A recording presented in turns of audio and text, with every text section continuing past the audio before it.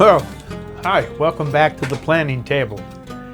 Like I said, I'm working on planning out shorter trips for the rest of the summer to points of interest in the Washington area and the Oregon area, from the coast inland to the forests, doing some national forest camping, possibly coastal camping in the state parks and such, and just getting you an idea of what there is up here in the Northwest to see, especially during our short summers when the weather is reliable. That is, the sun will be there longer than a day or a few days. So yeah, I'm looking at places I've been in some of my other videos and other locations I want to go back, explore, or enjoy and show you guys out there. So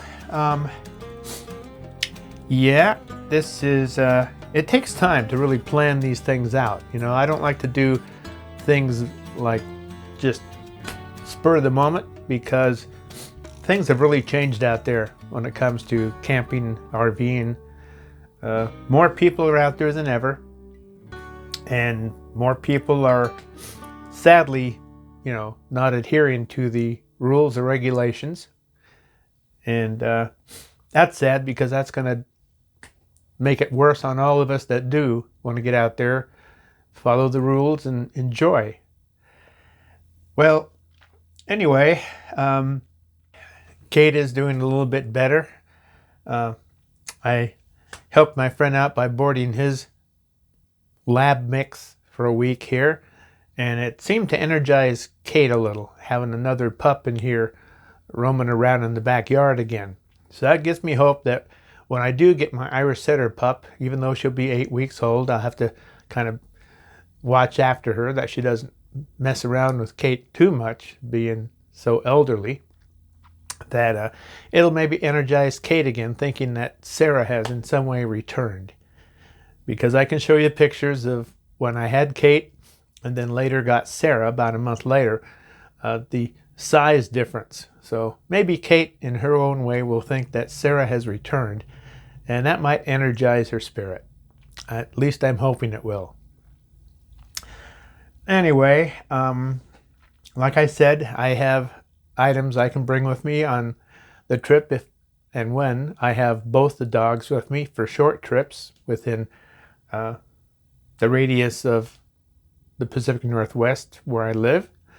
And that'll be interesting to see how they interact on short trips together. And I think it's going to be pretty awesome. Also, since I won't be taking really long trips like our last 2-month-long trip, I'll be working on those series of RV upgrades I've done to my 2008 Pleasure Ways Ascent. Now, I bought the Ascent back in 2018, and it's a 2008 model. I bought it because, well, most importantly, it was the one thing I could afford, and it was well built, in excellent condition, with low mileage. And from there, I was able to build it up to where the newer ones are, without all the hokey-pokey push-button touchscreen BS that I would rather avoid. Keep it simple, stupid, as they say. So I'll be doing series, finally, of all my upgrades I've done to those. Now, this is over the past like 6 years. So stuff I did back then that you might see now, you didn't see that stuff when I did it, because I thought forward. I was creative. I was imaginative. And after I got it in and built and used, I started seeing it popping up elsewhere. But you didn't see it before I did it. At least I didn't. And I comb over hundreds of RV videos. I'm retired. I got plenty of time to do stuff like that.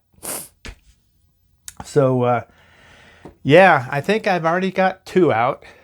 I'll have to check my videos. One about my improvements to the cab of my 2008 Pleasure Ways Ascent, And I think I did the one already with my improvements to the wet bath, but that's being changed, upgraded even more. So I'll have another one, if not a new one, coming out on that.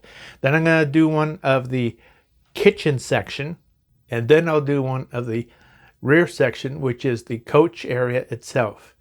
And then I'll show you what I've done underneath the RV, what I've done in what they call the garage area, the space between the rear couch and the back doors, and also the improvements I've made to the roof since I've had it. It's gone through quite a few stages of solar and such upgrades. So yeah, I started with a very basic RV.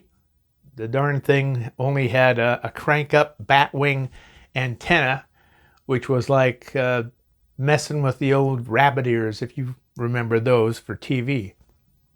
And I've progressed past that in a couple stages. And then the under chassis, I've had some changes made to that. And also the outer body.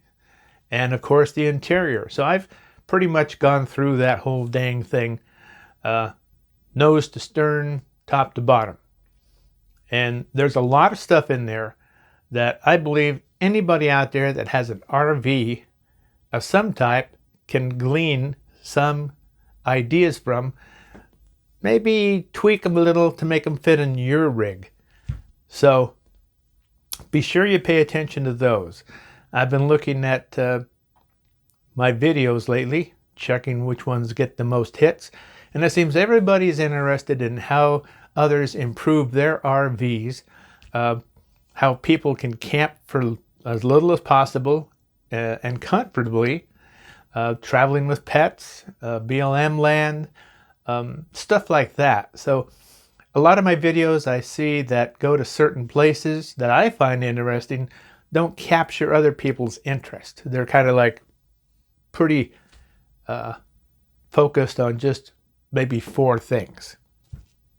But if you do that, you know, you're going to miss out a lot of stuff that once you do improve your RV or learn to go to these different places, you might miss the other areas around where we go that are just as important, just as interesting to explore. So don't sell us short, because you'll be the one who misses out. So I've got a huge map here on my closet door with all kinds of outlined paths throughout the Northwest, Washington, Oregon, Idaho, Montana, Wyoming, Colorado, Utah, Nevada, California, Arizona, New Mexico. That's where I'm going to be focusing a lot of my trips. And then I'm going to get into British Columbia, Alberta area, maybe Saskatchewan. There's so many places to go. And I've got my rig outfitted to go pretty much anywhere except where I have to 4-wheel drive. So yeah, I've got some ideas, places I want to go in the Western Washington state area, and a few in the Eastern Washington area I haven't yet gone out and explored. There's plenty of places down in Oregon I want to go. I love to go. I'm certainly planning on going back down to the Blue Heron in Tillamook, Oregon, to get more of their different spreads and that delicious Reuben sandwich that I always get when I go north or south down the coast on 101. So that leaves me a huge piece of the Northwest to explore still.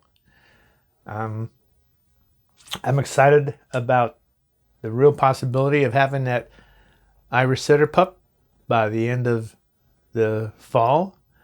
And like I say, if you guys subscribe and follow us, you'll see the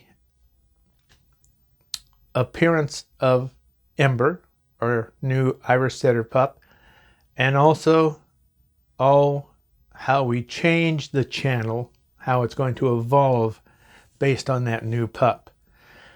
So rather than keep flapping my lips, I want to thank everyone for continually watching us still. I want to thank all the new viewers that have come aboard to ride along with us on our adventures.